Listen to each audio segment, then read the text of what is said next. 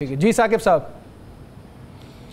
हमजा, ये आप खान साहब के हवाले से बात कर रहे हैं। आज की ही खबर है कि जो ये NCCI है, national cyber crime investigation agency नई बनी है, साइबर क्राइम के अमूर को देखती है, तो उन्होंने एक नई इंक्वायरी शुरू कर दी है। रियासत मुखालिफ जो मवाद इमरान खान साहब के एक्स के अकाउंट से जो बयानात आते हैं, तो उसके हवाले से उन्होंने एक इंक्वायरी शुरू कर दी है। 3 रुकनी टीम बन चुकी है और आज उन्होंने अडियाला जेल में इमरान खान साहब से इन्वेस्टिगेशन करने के लिए भी गए। उन्होंने कहा कि मैं जो है वो अपने वकला की मौजूदगी में इस हवाले से जवाब दूंगा। तो कहने का मकसद ये है कि आगे आगे केस ख़त्म होते जाते हैं तो पीछे पीछे नए केस भी तैयारी में है। इससे कबल भी साकिब आपकी बात दुरुस्त है, लेकिन यहाँ पर खान साहब बात करते हैं ना, मैंने अदालतों के जरिए बाहर आना है, तो अच्छा केसेस की तो एक लंबी लिस्ट, ठीक है साकिब साहब, लेकिन इसमें एक अहम चीज़ है, जिस तरह ये केस है। साहब भी इस पे बात करना चाह रहे हैं, आप दोनों, मैं चाहूंगा इस पे भी कमेंट कीजिएगा कि आज अली अमीन साहब से भी इमरान साहब ये सवाल हुआ था कि उनका एक्स अकाउंट कौन चला रहा है। उन्होंने कहा कि जिसको इमरान खान ने कहा है या वो उन्होंने एक्सेस दी है वही चला रहा है, लेकिन मेरा सवाल ये है, खान साहब अंदर है, वो तो नहीं चला रहे। साकिब साहब, इस पे आखिरी कमेंट मुझे चाहिए, मैंने जो है प्रोग्राम का वक्त भी ख़त्म हो रहा है। ये कमेंट के जब हालात ठीक होते हैं ना, तो फिर ये सारी बातें जो होती हैं, सारी इंक्वायरीज होती हैं, बंद हो जाती हैं। बिल्कुल, वो राना साहब बात कर रहे हैं ना, प्लांटेड, तो वो जमात इस्लामी वाले बड़े डाडे से हैं, वो हमारे पीछे हो जाएंगे। हम ये कह सकते हैं कि उनके धरनों पर सवालात उठते हैं। मैं इसको थोड़ा सा सादा मजीद कर देता हूँ। तो जो बात आप कर रहे हैं, इमरान खान साहब या नवाज शरीफ साहब के साबिक दौर में जो मुकदमे उनके ख़त्म हुए 2022 में, एक चीज़ तो बड़ी क्लियर है, वो जो आप बात करते हैं समझौते की, डील की, वो जिस दिन भी हुई वो चीज़ें तो सारी स्मूथ जो है वो क्लैरिटी हो जानी है। तो अगर वो बाहर नहीं आ रहे, अगर वो डील की तरफ नहीं जा रहे, तो इसका मतलब है कि डेडलॉक तो मौजूद है और ये केसेस की लिस्टें जो है वो बनती रहेंगी। एक सिर्फ मैं बात कर दूं कि जो आप बात कर रहे थे ना नवाज शरीफ साहब की, एक बड़ा एक अजीब सा लतीफ़ा है कि पहली हेयरिंग होती है तो अभी तो इमरान खान साहब की 190 मिलियन पाउंड केस में 2-3 दफ़ा तो उन्होंने नैब वालों ने कहा भी प्रोसिक्यूटर नहीं है, तैनात होना है, फिर हुआ, फिर 4 हफ्ते उसने मांग लिए। तो नवाज शरीफ साहब जब इस्लामाबाद हाई कोर्ट आए थे ना, ये अक्टूबर 2022 में, तो पहली हेयरिंग पे उनके जो प्रोसिक्यूटर जनरल नैब हैं, जो कभी भी एक साल गुजर जाके उनकी ज़रूरत नहीं होती उनके, क्योंकि प्रोसिक्यूटर्स होते हैं, तो वो भी मौजूद थे, उनकी प्रोसिक्यूशन पूरी टीम मौजूद थी, बगैर नोटिस के मौजूद थी।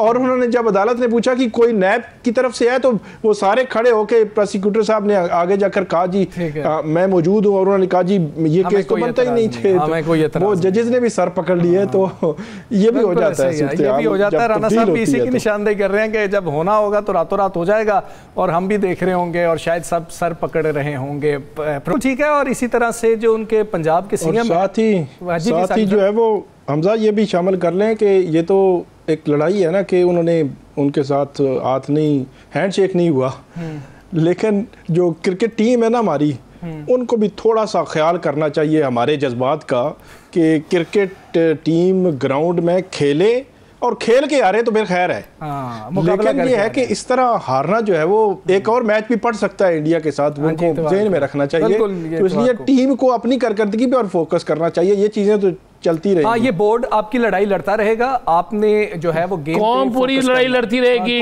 कौम लड़ती रहेगी। हम तो कहते हैं अब हारें या जीते, लेकिन हम कहते हैं जिससे मर्जी हारें, इनसे ना हारें, मुकाबला करें भाई इनसे।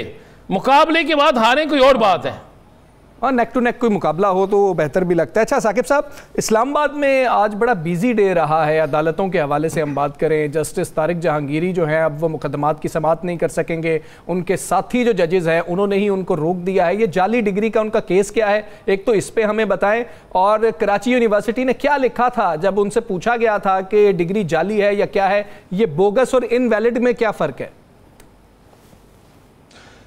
अच्छा हमजा, ये मसला जो है वो तकरीबन 1 साल हो गया है, ये चलता आ रहा है, और कराची यूनिवर्सिटी के जानिब से पहले ये मामला आया और इसको इनवैलिड कहा गया। अच्छा, इनवैलिड को जब हमने देखना शुरू किया कि इनवैलिड किसको कहेंगे, तो वो कहते हैं कि एक जो है वो बंदे को या दो वहाँ पे रोल नंबर होते हैं या वो जारी कर दिए गए, तो उसके बाद ऐसी सिचुएशन है, तो हमने कोशिश की कि वहाँ से चेक करें कि क्या वहाँ पे प्रेजेंस थी इनकी उनके एग्जाम्स में ये वो, तो प्रेजेंस स्टेब्लिश कहीं ना कहीं होती है। अच्छा, तो अब ये मामला वो जो जाली होती है ना, जाली में तो ये है कि बंदा कराची यूनिवर्सिटी का स्टूडेंट ही नहीं था और उसने एक जाली तरीके से एक जाली डिग्री बना ली, ऐसा मामला नहीं है। लेकिन क्योंकि सिंध हाई कोर्ट में ये मामला पेंडिंग है, वहाँ पे अभी उसका हतमी तौर पर इंक्वायरी होने के बाद, तहकीकात के बाद फैसला होना है।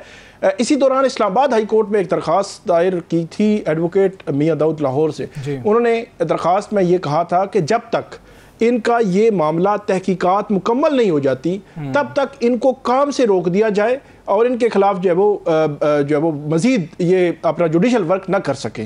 तो ये पहले justice Aamir Farooq chief justice से उन्होंने सुना और आज चीफ जस्टिस सरफराज डोगर और उनके साथ जस्टिस आजम खान थे। अगरचे जो कमरा अदालत आज खचा खच भरा हुआ था, इस्लामाबाद की 3 बार एसोसिएशन है, सारे वकील वहाँ पे मौजूद थे, इनके नुमाइंदे मौजूद थे। वहाँ पे फैसला ये हुआ कि फैसला ये दिया गया है कि इनको जो जुडिशल वर्क है ये नहीं कर सकेंगे।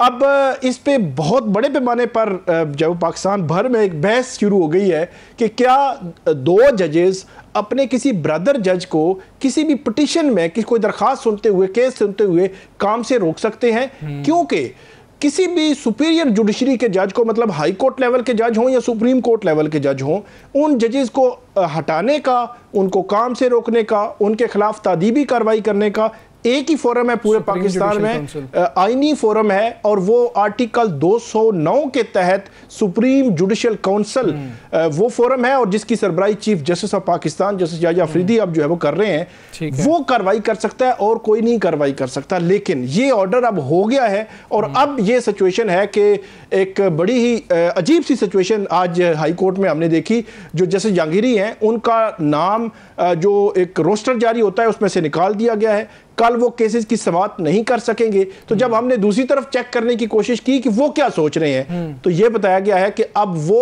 कानूनी जंग लड़ने जा रहे हैं और सुप्रीम कोर्ट में इस ऑर्डर को चैलेंज करेंगे और सुप्रीम कोर्ट फिर इसको डिसाइड करेगी।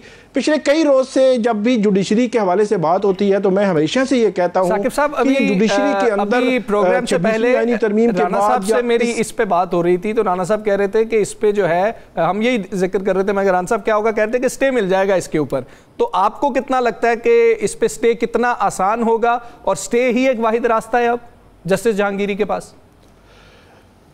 बिल्कुल, इसमें मैं ये समझता हूँ 100% स्टे मिल जाएगा और बड़ी आसानी से स्टे मिल जाएगा। जिस तरह मैंने आपको बताया ना कि अगर फर्ज करें आज चीफ जस्टिस सरफराज डोगर और जस्टिस आजम खान उन्होंने एक केस सुना और जस्टिस तारिक महमूद जहांगीरी उनको काम से रोक दिया, कल अगर जो है वो एक केस आए जिसमें चीफ जस्टिस सरफराज डोगर के खिलाफ केस आ जाए, 2 और जज सुन रहे हो वो इनको काम से रोक दें, कोई और केस आए वो दूसरे को रोक दें, तो ये तो जुडिशरी में एक नई मतलब हिजान बन जाएगा, हिजान बन जाएगा। इसीलिए वो रोका गया है कि सिर्फ एक ही फोरम है, वो है सुप्रीम जुडिशल काउंसिल, वो सुप्रीम कोर्ट लेवल पे है। सुप्रीम कोर्ट साकिब साहब आज तो सिर्फ वो फोरम रोक सकता है। अब ये मामला सुप्रीम कोर्ट में जाएगा तो इस पे स्टे मिल जाएगा।